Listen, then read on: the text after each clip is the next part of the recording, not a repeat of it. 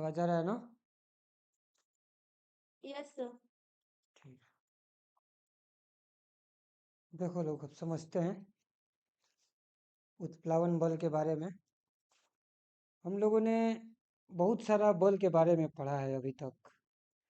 अगर हम लोग एक बारी रिवाइज करें कि कौन कौन सा बल हम लोगों के आसपास से गुजरा इतना दिनों में, तो बेसिकली जब हम लोगों ने देखा तो दो प्रकार के बल देखे थे अभी तक हम लोगों ने। एक तो होता था संतुलित बल और असंतुलित बल होता था। तो और इसमें संतुलित असंतुलित तो अपना अलग कॉन्सेप्ट था, जिसमें कि वस्तु या तो अगर संतुलित होगा कुल बल किसी वस्तु पर लगने वाला, अगर सारा बल संतुलित हो जाए तो वस्तु किस अवस्था में रहेगी, या तो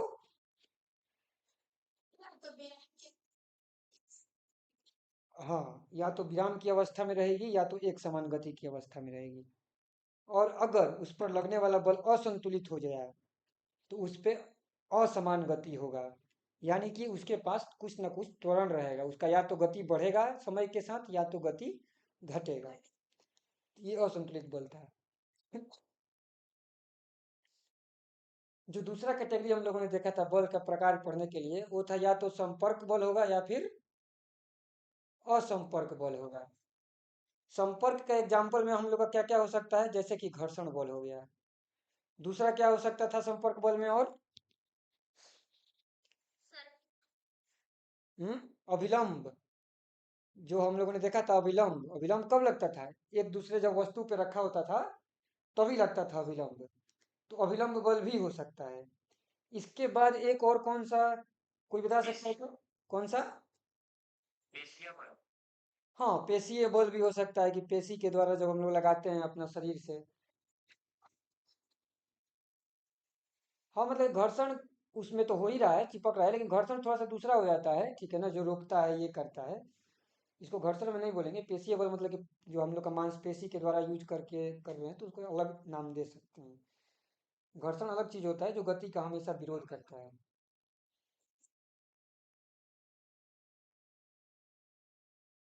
ठीक है। इसके बाद हम लोगों ने असंपर्क बल में एक एग्जाम्पल क्या हम लोग को मिला, गुरुत्वाकर्षण बल, जिसके बारे में हम लोगों ने पढ़ा था। चुंबकीय बल भी होता है, इसके बाद विद्युत बल भी होता है। ये सब क्या होता है, विद्युत बल के बारे में तुम लोग को पढ़ने को मिलेगा। नहीं, विद्युत बल अभी नहीं, वो आएगा तुम लोग का 10th क्लास में, ठीक है, जब 10th क्लास में पढ़ेंगे लोग तो उसमें डिटेल्स में पढ़ने को मिलेगा विद्युत बल के बारे में। तो उस समय देखा जाएगा। चुंबकीय बल भी 10th क्लास में ही मिलेगा। दोनों 10th क्लास में पढ़ने को मिलेगा। अभी तुम लोगों ने चुंबकीय बल बस देखा है चुंबक से, तुम लोगों ने ये नहीं किया है। हाँ, विद्युत का एग्जाम्पल जरूर दे सकते हैं। विद्युतीय बल जैसे कि कंघी होता है, कंघी हम लोग बाल में लगाते हैं और इसके बाद कोई कागज वगैरह आकर्षित होने लगता है तो वो विद्युत बल के कारण होता है, ठीक है। तो वो विद्युत बल का एग्जाम्पल है, लेकिन काम कैसे करता है डिटेल्स में चुंबकीय बल और विद्युत बल, ये 10th क्लास के में पढ़ने को मिलेगा। जब हम लोग 10th क्लास का फिजिक्स पढ़ेंगे लोग तो उसमें ये दोनों डिटेल्स में आएगा। अभी हम लोगों ने गुरुत्वाकर्षण पढ़ लिया। संपर्क बल में ही अभी हम लोग के पास आने वाला है उत्प्लावकता वाला, यानी कि जो उत्प्लावक बल होता है, ठीक है, तो वो चीज आने वाला है अपने पास, उत्प्लावकता के बारे में। तो ये अब हम लोग यहाँ पे डिटेल्स में पढ़ने वाले हैं उत्प्लावकता के बारे में, कि उत्प्लावक बल कैसे काम करता है किसी वस्तु पर, और उसको हम लोग अच्छे से समझने वाले हैं। तो उत्प्लावक बल का कॉन्सेप्ट तो वहीं से आता है कि मतलब कि चीजें कैसे डूबती हैं, कैसे तैरती हैं, क्यों तैरती हैं, क्यों डूबती हैं। इन्हीं सारा चीज से उत्प्लावक बल का कॉन्सेप्ट हम लोग के पास आता है। और हम लोगों ने ये भी देखा था थोड़ा सा कल दबाव के बारे में, कि दाब कैसे लगता है वस्तुओं पर। जब कोई एक वस्तु किसी वस्तु पर रखी जाती है तो उसमें दबाव लगता है। दबाव लगता है तो हम लोग ने ठोस वस्तु का दबाव तो देखा था, लेकिन तरल वस्तु के दबाव के बारे में क्या कहा जाए। एग्जाम्पल के लिए मैं यहाँ पे दिखाना चाहता हूँ। मान लेते हैं कि ये एक बाल्टी है। इस बाल्टी में पानी भरा हुआ है, ठीक है, इसमें पानी भरा हुआ है ऐसे ऐसे। तो इसमें क्या हर जगह दबाव समान रहेगा कि अंतर अंतर रहेगा, मतलब कि पानी जो है बाल्टी के सतह पे दबाव डाल रही होगी। Yes sir. जो हाँ बल लगा रही होगी तो सब जगह समान होगा कि अंतर होगा। हाँ, अब इस चीज को बताते हैं कि क्या होगा। पानी पूरा बाल्टी की सतह पर दबाव डाल रहा है। देखो होता क्या है, नीचे वाला सतह में अगर देखें तो हर जगह समान रहेगा, ठीक है। नीचे वाला सतह पे हर जगह समान रहेगा, इसमें कोई दिक्कत नहीं है। लेकिन अगर हम ऊपर वाला सतह पे देखेंगे तो यहाँ पे तो सबसे ज्यादा बल लगेगा इधर, यहाँ पे धकेलने के लिए, लेकिन ऊपर जैसे जैसे जाएंगे तो बल कम होते जाएगा, ठीक है। ऐसे होगा इसका, यानी कि सबसे ऊपर जो सतह होगा, पानी लेयर वाइज लेयर है ना इसमें, तो सबसे ऊपर वाला लेयर अपना बगल में इसको धकेल रहा होगा, लेकिन उसका धकेलाव कम होगा। वहीं जो सबसे नीचे होगा वो ज्यादा तेजी से धकेल रहा होगा, ठीक है। जब किसी नदी में पानी बहती भी है, अगर जैसे कि ये नदी है, तो ये नदी इतना गहरा है, ऊपर से अगर देखते हैं तो हम लोग का ऊपरी, जब हम लोग मान लेते हैं कि कहीं काव नदी पर ही गए तो ऊपर से देखेंगे तो पानी का सतह थोड़ी दिखाई देता है, पानी का सबसे ऊपर वाला लेयर दिखाई देगा ना, नीचे वाला लेयर तो छुपा हुआ रहेगा।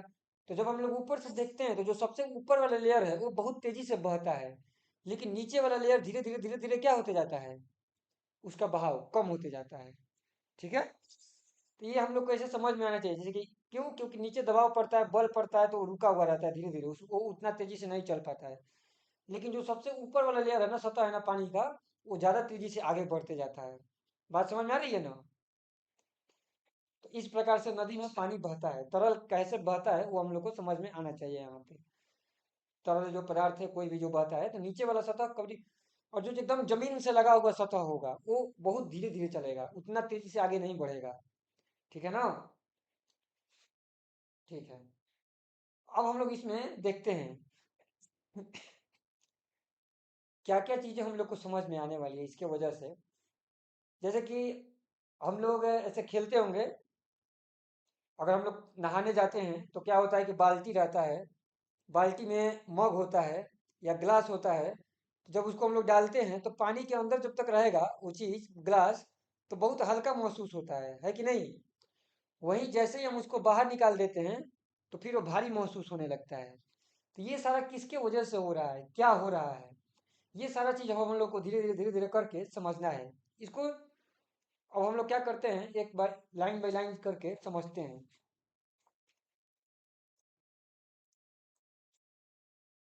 तो इसके लिए हम लोग क्या करने वाले हैं, सबसे पहले यही पढ़ने वाले हैं आर्किमिडीज का सिद्धांत, कि आर्किमिडीज का सिद्धांत क्या बतलाता है इसके संबंध में। क्योंकि आर्किमिडीज जो था वो ग्रीक का वैज्ञानिक था, उसने ही सबसे पहले खोज किए थे किस चीज का, कि वस्तु कैसे तैरती है और कैसे नहीं तैरती है, उत्प्लावन बल के बारे में, ठीक है।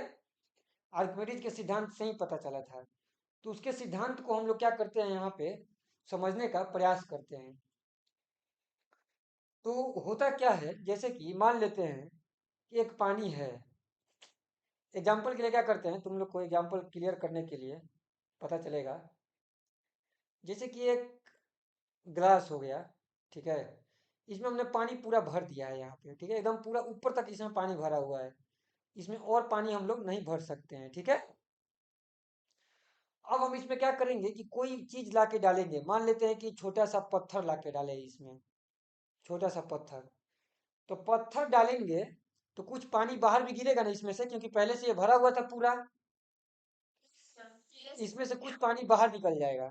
तो अपने को क्या करना है कि पत्थर का वजन, अब एक तराजू ले लेते हैं, तराजू है ये, ठीक है।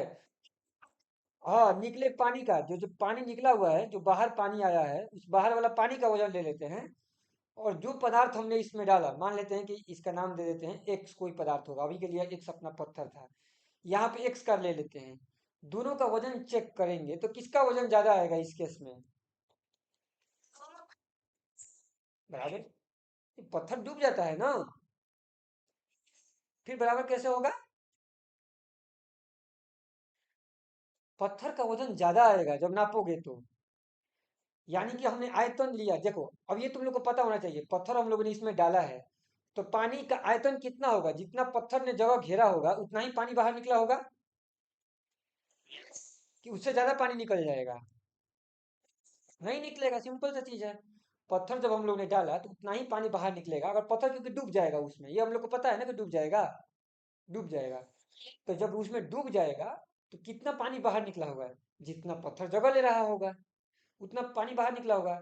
जब हम देखने जाएंगे कि अब आयतन आयतन का इकाई क्या होता है, मान लेते हैं सेंटीमीटर क्यूब भी लिख सकते हैं, सेंटीमीटर क्यूब, मीटर क्यूब, चाहे फीट क्यूब बोल दो, मतलब कि दूरी के पावर 3 वही आयतन का इकाई होगा, होगा ना। तो वही सेंटीमीटर क्यूब हो गया, मीटर क्यूब बोल दो, फीट क्यूब बोल दो, इंच क्यूब बोल दो, कुछ भी बोल दो। साधारणतः हम लोग क्या यूज करते हैं, मीटर क्यूब। क्या किलोमीटर क्यूब पानी का मतलब आयतन का इकाई हो सकता है कि नहीं? हो सकता है। क्या केजी क्यूब आयतन का इकाई हो सकता है? नहीं हो सकता है ना, कोई बोल रहा था यस सर। केजी तो द्रव्यमान हो गया ना, द्रव्यमान का पावर 3 नहीं करना है, सिर्फ दूरी का पावर 3 करना है।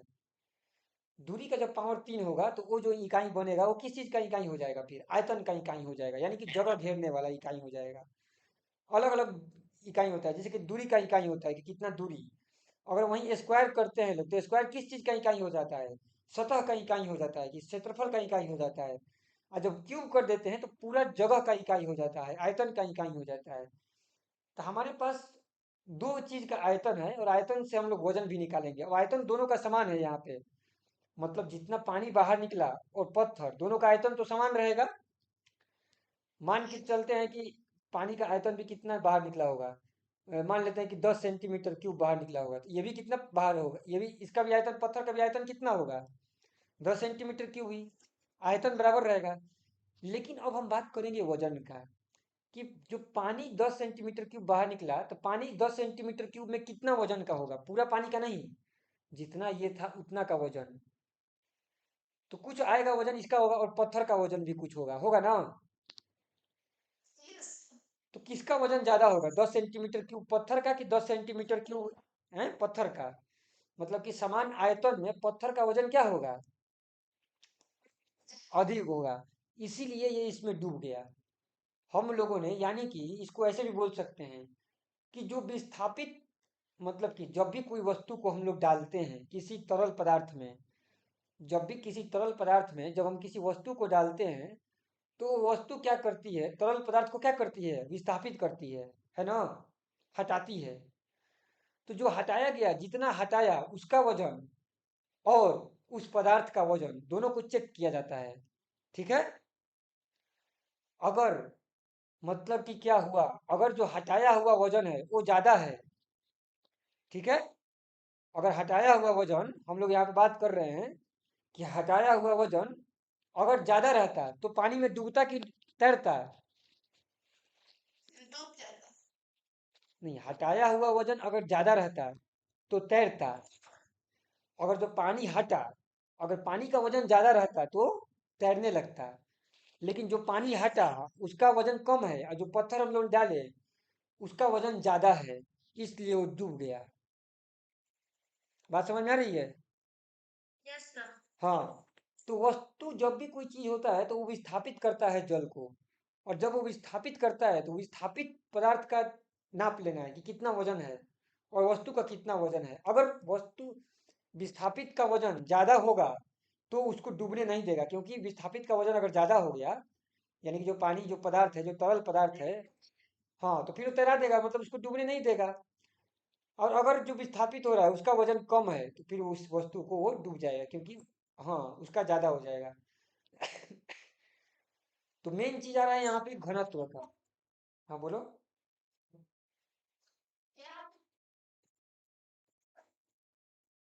हाँ, कोई भी तरल पदार्थ ले सकते हैं, और हर तरल पदार्थ का घनत्व अलग अलग होता है। क्यों अलग अलग होता है, घनत्व अलग अलग क्यों होता है दो पदार्थ का, ये बताओ लोग।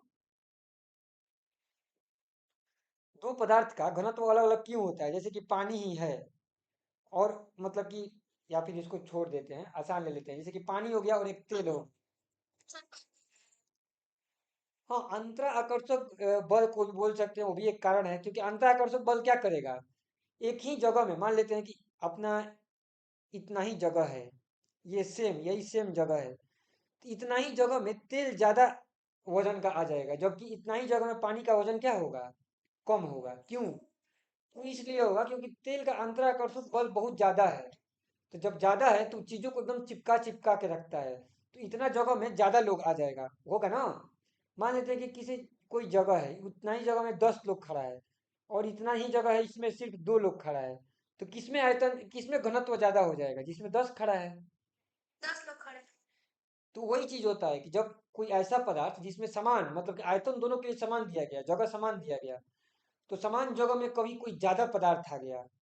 क्यों ज्यादा आएगा? क्योंकि आपस में लगने वाला बल पदार्थ का, जो हम लोग गुण पढ़ रहे थे केमिस्ट्री में, तो हम लोगों ने देखा था उसमें कि जो अंतराकर्षक बल होता है, जो पदार्थ पढ़ रहे थे लोग, तो वो हर वस्तु का अलग अलग होता है। तो जिस जिस प्रकार वस्तु का अलग अलग अंतराकर्षक बल होगा, तो आपस में जो उनका घनिष्ठता होगा वो और ज्यादा होते जाएगा।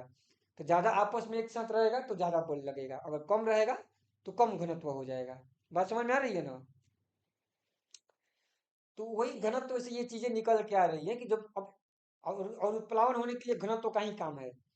घनत्व का मेन काम ये रहता है कि घनत्व से पता चलता है, हमारा काम है मेन वजन निकालना।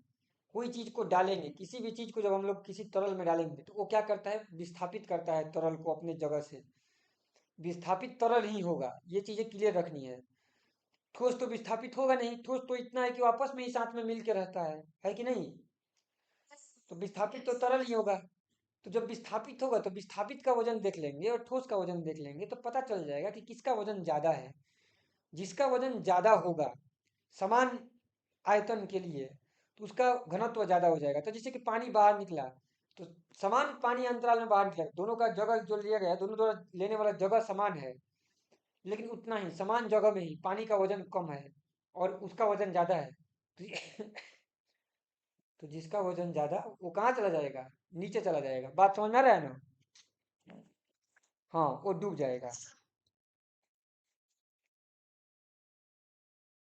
मेन पॉइंट इसमें ये है, जिस भी चीज का वजन ज्यादा होता है वो नीचे रहता है। क्यों नीचे रहता है, ये भी देखते हैं लोग।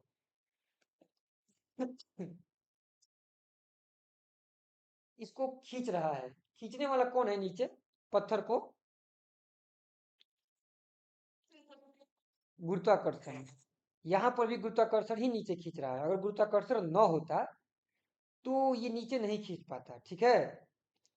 अब जो है इस पे बल, 2 प्रकार का बल लग रहा है, वही हम लोग यहाँ पे ध्यान से देखने वाले हैं। एक जो है यहाँ पे, क्योंकि यहाँ से समझ में आएगा कि हल्का क्यों लगने लगता है, ठीक है? मान के चलते हैं कि इसमें पानी है, मैं बस दिखा रहा हूँ पानी है। यहाँ पे हमने कोई चीज, जैसे कि एक पत्थर लिया, इस पत्थर को हम लोगों ने बाहर में देखा, तो बाहर में इसका कुछ वजन होगा। इसमें बाहर हम लोग का वजन कैसे महसूस हो रहा है, इसका भार कैसे महसूस होता है? अगर इसको कोई नीचे नहीं खींचता तो हमको ऊपर भार महसूस होता क्या? नहीं होता। हम हाथ पे रखते हैं 1 केजी के वस्तु को, तो हमको भार कुछ लगा, फिर 2 केजी का रखे तो भार ज्यादा लगा। क्यों ज्यादा लगा? ज्यादा लगने का एक ही कारण है ना, कि उसको नीचे खींचा जा रहा है। नीचे कौन खींच रहा है? गुरुत्वाकर्षण। तो यहाँ पे उसको 10 न्यूटन से खींचा गया। अगर ये 2 केजी का होता तो इसको 20 न्यूटन से खींचा जाएगा। तो पृथ्वी खींच रही है, तो हमको पृथ्वी जो खींच रही है, तो अगर हम हाथ पे लेते हैं तो पृथ्वी जितना बल से खींच रही है, तो हमारे हाथ में इतना शक्ति होना चाहिए कि हम उसके उल्टा कम से कम बल लगा सके, तभी हम उसको रोक पाएंगे। नहीं तो रोक पाएंगे क्या? नहीं रोक पाएंगे। अगर 10 न्यूटन का बल पृथ्वी उसको नीचे खींच रही है और हमारे हाथ में इतना दम हो ही नहीं कि हम 10 न्यूटन का बल लगा सके, अपना हाथ पे रोक सकें, तो हम उसको नहीं रोक पाएंगे। तो अगर कोई बोलेगा कि 1 केजी का वस्तु है, तो बोलेगा कि कितना बल लगाए हो रोकने के लिए, तो कितना बोलेंगे? 10 न्यूटन। हाँ, 9.8 भी बोल सकते हैं, हम यहाँ पे 10 लेके चल रहे हैं। तो हम बोल देंगे कि 10 न्यूटन बल लगा के रोके हैं। कोई बोलेगा 2 केजी के वस्तु को रोकने के लिए तुमको कितना बल लगाना पड़ेगा, तो बोल देंगे कि 20 न्यूटन बल लगाना पड़ेगा 2 केजी के वस्तु को रोकने के लिए, है ना?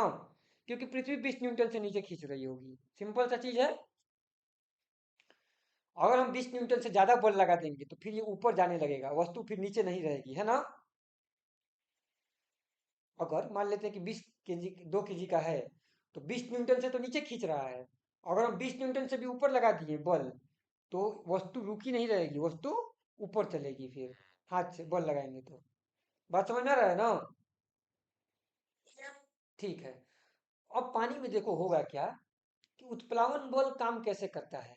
ये वस्तु तो नीचे गिरना चाहती थी, है कि नहीं? नीचे खींच रहा था इसको गुरुत्वाकर्षण। अब जब ये क्या किया, इसने पानी को हटाया कुछ, जब वस्तु पानी में आया तो पानी को हटाया, तो जितना वजन का पानी हटाएगा, जैसे कि अब कितना वजन का पानी हटाएगा ये कैसे निकालेंगे? इसके लिए क्या चाहिए हम लोगों का?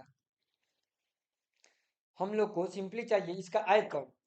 हाँ, मतलब कि गिरा हुआ पानी का निकाल लेंगे, यानी कि वस्तु का जितना आयतन है उसी आयतन में क्या करेंगे, पानी के घनत्व से गुना कर देंगे तो वजन निकल जाएगा ना। द्रव्यमान कैसे निकाल सकते हैं? किसी वस्तु का द्रव्यमान निकालना हो, जैसे कि घनत्व बराबर तुम लोग को पता है, घनत्व बराबर क्या होता है? द्रव्यमान बटा में आयतन। तो अगर हमको द्रव्यमान निकालना हो तो द्रव्यमान निकालने का दूसरा तरीका क्या हो गया? वस्तु का घनत्व पता होना चाहिए और आयतन गुना कर देंगे। तो जितना पानी अगर मान लेते हैं कि इसमें बाहर गिरा है, तो पानी का आयतन पता चल ही जाएगा कि पानी की आयतन कितना है, और पानी का घनत्व हम लोग को याद ही रहता है। हर चीज का घनत्व हम लोग को याद रहता है, मतलब याद नहीं भी रहता है तो हम लोग पता कर सकते हैं, घनत्व दिया रहता है कि इस चीज का घनत्व कितना है। घनत्व जो है वस्तु का प्रॉपर्टी है, ठीक है। हर वस्तु का गुण होता है ना, तो घनत्व हर वस्तु का गुण है। हर वस्तु का अपना अपना क्या होता है? घनत्व होता है।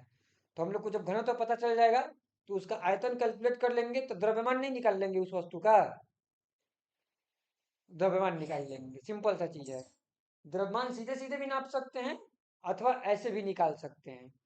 किसी चीज का पानी गिरा तो पानी गिरा, उसको ले जाके तराजू पे नाप लिए तो पता चल जाएगा कि कितना वजन का है। अथवा हम लोग को अगर घनत्व उसका मालूम हो पहले से, और आयतन नाप लिए कि कितना आयतन है पानी का, कितना लीटर पानी गिर गया, तो फिर भी हम द्रव्यमान निकाल सकते हैं। दोनों तरीका है निकालने का। तो जितना ये द्रव्यमान निकला, मतलब कि जितना द्रव्यमान पता चलेगा, उसी द्रव्यमान को जी से गुना कर देंगे तो भार निकल जाएगा ना उस वस्तु, उस पानी का। तो पानी का भार निकल जाएगा। तो पानी का जितना भार निकलेगा ना, उतना ही भार से इसको क्या कर देगा, वो हल्का कर देगा इसको। जैसे कि मान लेते हैं कि इसको हम लोग बाहर किया, तो इसमें मान लेते हैं कि ये 5 केजी का वस्तु था। कितना केजी का? 5 केजी। 5 केजी का वस्तु था, तो नीचे कितना बल लग रहा होगा, गुरुत्वाकर्षण बल 50 न्यूटन लग रहा होगा ना। Yes yes. अब मान लेते हैं कि 5 केजी की वस्तु को पानी में डालें, तो पानी में डालें तो मान लेते हैं कि इसके आयतन की वजह से, मतलब कि 1 केजी पानी बाहर निकल गया। कितना केजी? 1 केजी। जो पानी बाहर निकला उसको हम लोगों ने नापा, तौला कि कितना उसका द्रव्यमान है पानी का, तो पता चला 1 केजी है। अब 1 केजी है तो 1 केजी के करस्पॉन्डिंग बल कितना होगा, भार? 10 न्यूटन होगा ना। तो 10 न्यूटन इस पे उत्प्लावक बल लगेगा ऊपर की तरफ। कितना न्यूटन? 10 न्यूटन। तो अब मतलब कि इस पे कुल बल कितना महसूस होगा हम लोग को रोकने के लिए? अगर पानी में रोकना होगा तो हमको कितना बल लगाना पड़ेगा? 40 न्यूटन। अगर यही 5 केजी का वस्तु बाहर रहता तो 50 न्यूटन बल लगता गुरुत्वाकर्षण के द्वारा, तो रोकने के लिए हमको 50 न्यूटन का बल लगाना पड़ता ना। वही पानी में 10 न्यूटन जब खुद पानी ने उत्प्लावक बल लगा दिया, तो अब हमको सिर्फ कितना बल लगाना पड़ेगा? 40 न्यूटन। तो हमको हल्का महसूस नहीं होगा। इसकी वजह से ये हमको हल्का महसूस होने लगता है। बात समझ में आया? यस। तो जितना भी ये चीज है इसी कॉन्सेप्ट पे ये उत्प्लावक बल चलता है। सोचो लोग, इस पे 2 मिनट सोचो लोग, फिर इस पे कुछ डाउट आता है तो मेरे को बताओ। 1 मिनट 2 मिनट इस पे सोचो।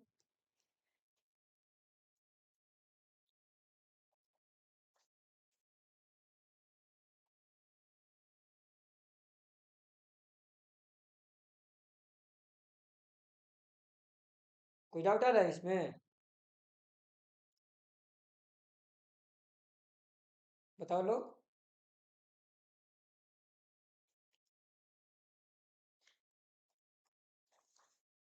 अच्छा, कोई वस्तु ऐसे भी हो सकती है क्या? ऐसा सिचुएशन का एग्जांपल दे सकते हो जिसमें कि वस्तु बाहर आ रही होगी, पानी से खुद बाहर आने लगे? क्या चीज ऐसा होता है जो पानी से बाहर निकलने लगे? बाहर क्यों निकलेगा, पता है ना, वो तो पता चल ही गया हम लोग का कि उसका आयतन क्या हो जाएगा, घनत्व क्या हो जाएगा, कम हो जाएगा। तो अगर किसी चीज का घनत्व कम रहेगा तो वो पानी में रह पाएगा क्या, अंदर? नहीं रह पाएगा। अगर हम उसको जबरदस्ती नीचे डालेंगे भी तो उतर के कहाँ आ जाएगा, ऊपर की ओर। ऐसा क्या चीज एग्जांपल है जिसको तुम लोग जबरदस्ती तो रखते हो पानी में, लेकिन उतर के ऊपर आ जाता है? कोई एग्जांपल? तो जैसे बाल्टी में था थोड़ी पानी बाल्टी में सिंपल एग्जांपल ले सकते हो, तुम लोग को बता रहे हैं, प्लास्टिक का बॉल ले लो, ठीक है। फोम हाँ, फोम भी हो जाएगा, या फिर प्लास्टिक का बॉल भी ले सकते हैं, जैसे कि ये पानी का है। अब इसमें अगर तुम प्लास्टिक के बॉल को नीचे डालना चाहो तो बहुत बल लगा के नीचे धकेलना पड़ेगा, वो नीचे जाएगा ही नहीं आसानी आसानी से। क्यों ऐसा क्यों होगा? वहीं अगर हम लोग उसको और वो केक है उत्प्लावन बल धकेलेगा, वही चीज हम देखना चाहते हैं यहाँ पे। मान लेते हैं कि प्लास्टिक का ही बल अगर बाहर रहता है तो बाहर ये नीचे गिर जाता है ना। और वही प्लास्टिक के बॉल को अगर हम लोग पानी में डालेंगे तो नीचे ना गिरने के बजाय ऊपर जाएगा। क्यों जाएगा? उसका रीजन देखना चाहते हैं हम लोग। होगा क्या? तुम लोग को इसको चेक कैसे करना है? चेक करने के लिए क्या करोगे, यहाँ पे बॉल को जबरदस्ती जस्ट पानी में डालोगे तो पानी बाहर निकलेगा ना, कुछ जितना बॉल का जगह घेरे रहा होगा उतना ही पानी बाहर निकल जाएगा। और नापेंगे तो किसका वजन ज्यादा आएगा, गिरा हुआ पानी का कि बॉल का? पानी का पानी पानी का वजन ज्यादा आएगा, सिंपल सी चीज है। बॉल का वजन बहुत कम रहेगा उस केस में। तो इसकी वजह से यानी कि पानी का घनत्व इस बॉल के घनत्व से बहुत ज्यादा हो गया कि नहीं हो गया? बॉल में है ही क्या, बॉल में हवा भरा हुआ है कि नहीं? तो हवा का घनत्व क्या यस होता है? हवा का घनत्व और पानी के घनत्व में किसका घनत्व ज्यादा होगा? पानी का पानी का घनत्व। तो इसलिए हवा का बुलबुला, मान लेते हैं कि पानी भी है, पानी में कभी हवा नीचे चला भी गया तो कुछ में थोड़ा सा पानी में हवा घुल के नीचे जाता है, उसी से मछली और ये सब जिंदा रहती है। लेकिन बहुत ज्यादा हवा घुल के नीचे जा नहीं सकता है, ठीक है। थोड़ा सा नीचे जाएगा फिर वो ऊपर आ जाता है। बात समझ में आ रही है? यस हाँ। तो हम लोगों ने ये यहाँ पे देखा कि कैसे कोई वस्तु डूब रही है और कैसे तैर रही है। सिंपल सा यही नियम है कि जब वो पानी निकलेगा तो हम लोग देखेंगे कि बॉल का जो है और इसमें है बहुत अंतर है। उसी अंतर की वजह से ये बाहर निकल गया। बॉल डूब नहीं सकता है क्योंकि जो पानी गिरेगा उसका वजन और जो ये पानी इसमें और जो बॉल का वजन है, बॉल का वजन बहुत बहुत बहुत कम होगा। समझ में आ रहा है ना? यस हाँ। और बताओ लोग, और इसमें कोई डाउट?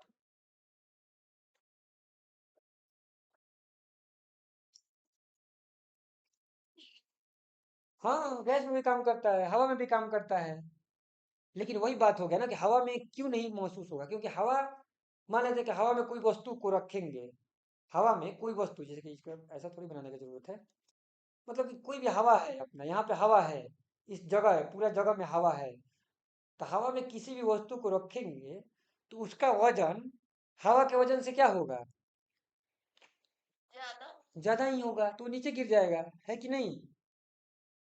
यस मतलब कि हवा में वस्तु को रखेंगे तो हवा का वजन, कितना हवा का वजन नापना है बताओ? जितना वस्तु ने घेरा जगह को उतना ही का नापना है। ये नहीं कि बोलना कि पूरा ब्रह्मांड का हवा का वजन लेके नापेंगे, तब तो हवा का वजन ज्यादा ही हो जाएगा ना। यस मान लेते हैं कि तुमने हवा में गेंद रखा, तो गेंद ने जितना जगह घेरा उतना ही दूर के हवा का वजन नापेंगे। बात समझ में आ रहा है ना? तो उतना दूर का हवा का वजन ले लो और उतना दूर में गेंद का वजन ले लो, तो किसका वजन ज्यादा आ जाएगा? गेंद का वजन। इसका मतलब क्या हो गया कि गेंद का आयतन ज्यादा हो गया ना, क्योंकि समान गेंद का मतलब कि घनत्व ज्यादा हो गया, आयतन नहीं। आयतन तो दोनों के केस में समान हो गया। हम बार बार जगह समान क्यों कर रहे हैं? क्योंकि आयतन को क्या करना है? समान। तो जब हम लोग आयतन को समान रख देंगे तो घनत्व बराबर क्या होता है? घनत्व बराबर होता है द्रव्यमान बटा में आयतन।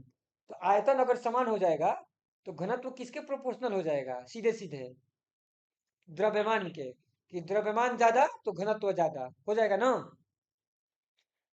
यस तो इसलिए हम लोग ऐसा सोच रहे हैं कि अगर जैसे कि हम लोग ने हवा में ये ले लिया, गेंद ले लिया, या कोई पत्थर का टुकड़ा ले लिए छोटा सा, तो जितना आयतन में पत्थर का टुकड़ा है उतना ही आयतन का हवा ले लो, तो किसका वजन बहुत ज्यादा आएगा? पत्थर का। अब तुम इसमें ये बताओ, जैसे कि तुम लोगों ने देखा होगा, सोम गांव पे मेला लगता है, वो सोमवारी वाला या फिर कोई दशहरा वशहरा, तो उसमें एक गैस लेके चलता है लोग। कौन सा गैस? जिसमें वो गुब्बारा में भरता है, कौन सा गैस? हीलियम गैस रहता है या हाइड्रोजन गैस, ठीक है। हीलियम गैस जनरली रहता है। तो जो हीलियम गैस है, गैस का भी अलग अलग गैस होता है ना, जैसे कि ऑक्सीजन हो गया, CO2 हो गया, नाइट्रोजन हो गया, हीलियम हो गया। तो ये सब अलग अलग गैस है। तो किसका आयतन सबसे, मतलब कि हीलियम जो गैस है ना, उसका घनत्व क्या होता है, बहुत कम होता है। तो इसलिए जब पानी में ये आता है तो ये ऊपर तैरने लगता है। बात समझ में आया? Yes, sir. ये मतलब पानी में नहीं, हवा में ही, हवा में ही ये ऊपर तैरने लगता है, इसलिए वो गुब्बारा ऊपर भागना चाहता है, छोड़ दो तो ऊपर चला जाएगा, है कि नहीं? Yes, sir. क्योंकि इसके मतलब कि जितना गुब्बारा के अंदर में हवा है, उसका वजन ले लो, और गुब्बारा ने जितना हवा को हटाया है, जहाँ पे हमारा गुब्बारा है उसका वजन ले लो, तो कौन से हवा का वजन ज्यादा आएगा, बाहर वाला हवा का कि हीलियम वाला हवा का? बाहर बाहर वाला हवा का। बाहर वाला हवा का वजन ज्यादा आएगा, इसलिए वो ये हो जाएगा, ठीक है। Yes, sir. तो जिसका वजन ज्यादा आएगा, मतलब कि समान समय अंतराल में जिसका वजन ज्यादा आएगा, वो ऊपर रहेगा कि नीचे रहेगा? नीचे तो नीचे रहेगा। बात समझ में आए ना? क्योंकि उस पे हो क्या रहा है, सिंपल सा चीज है, कारण है ना।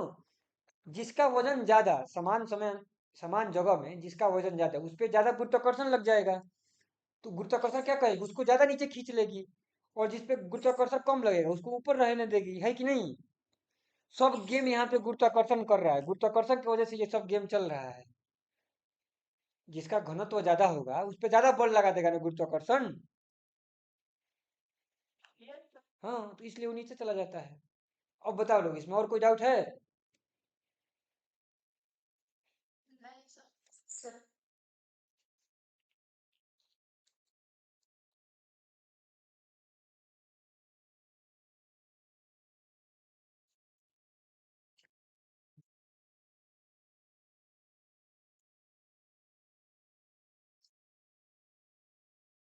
हम्म,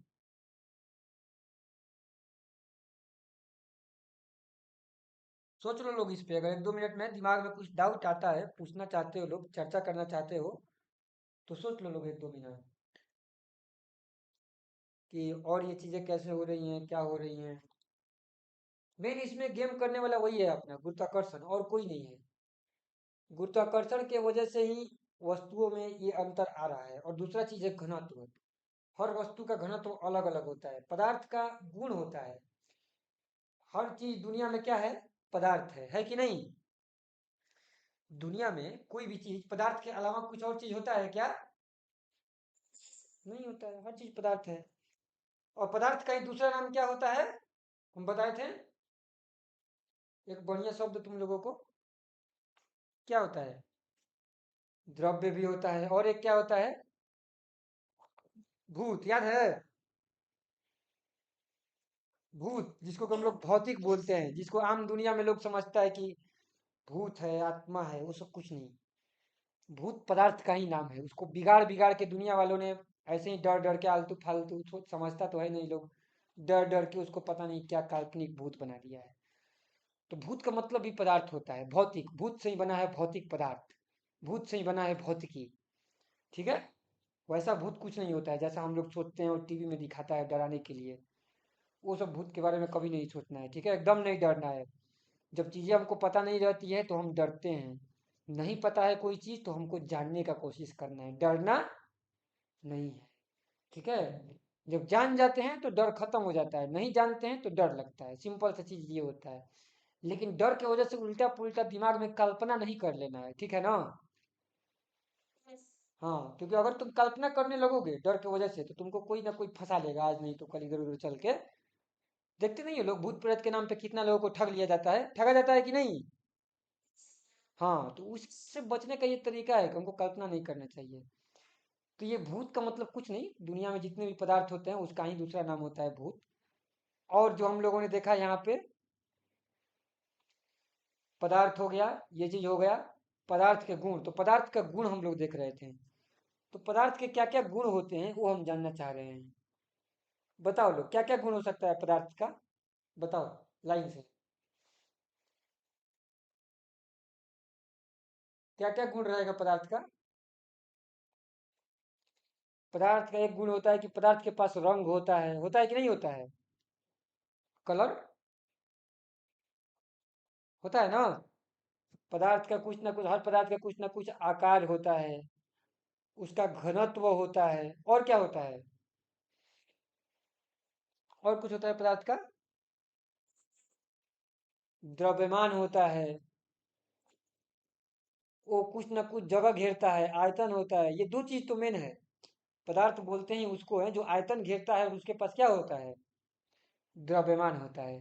तो इसी आयतन का, वही आयतन है मतलब कि जगह घेर रहा है, तो वही कुछ ना कुछ आकार होगा, उसका घनत्व होगा, रंग होगा, है कि नहीं। हाँ, और रोध भी उत्पन्न करता है। तो ये सब पदार्थ का गुण है, हमको पदार्थ का गुण पता होना चाहिए। ये चीजें हैं यहाँ पर। ठीक है। तो यहाँ तक है ये अपना फिजिक्स का, तो ये अपना चीजें खत्म हो गया यहाँ तक। अब इसमें तुम लोग का जो अगला रहेगा, कार्य और ऊर्जा है, और एक ध्वनि है। वो दोनों चीजें हम लोग पढ़ेंगे आगे। ठीक है ना। तो उसको बाद में अब पढ़ा जाएगा। दोनों भी इंपॉर्टेंट चैप्टर है, कार्य और ऊर्जा और ध्वनि। इसके बेसिस पे फिर मैं और क्वेश्चन दूंगा बनाने के लिए। उस क्वेश्चन को बनाना लोग, और जो भी क्वेश्चन देता हूँ क्वेश्चन को बनाना है। क्वेश्चन को बनाओगे लोग तभी जाके कॉन्सेप्ट जो होंगे वो क्लियर होंगे। क्वेश्चन नहीं बनाओगे लोग तो क्लियर नहीं होगा। और क्वेश्चन का मैं वीडियो बना के डाल दूंगा लास्ट में, जब सब कुछ लगभग लगभग बना लेगा तो फिर मैं उसका वीडियो बना के डाल दूंगा। उससे अपना मिला सकते हो लोग, और मैं बता दूंगा कि कौन कौन सा गलत है, कैसा है। मैं वो देखता हूँ, चेक करके बता देता हूँ। ठीक है। तो यहाँ तक जो है अपना मेन जो कॉन्सेप्ट है, फिजिक्स का 3 चैप्टर हम लोगों ने पढ़ लिया ना, कि 2 चैप्टर पढ़े, कितना चैप्टर। हम्म।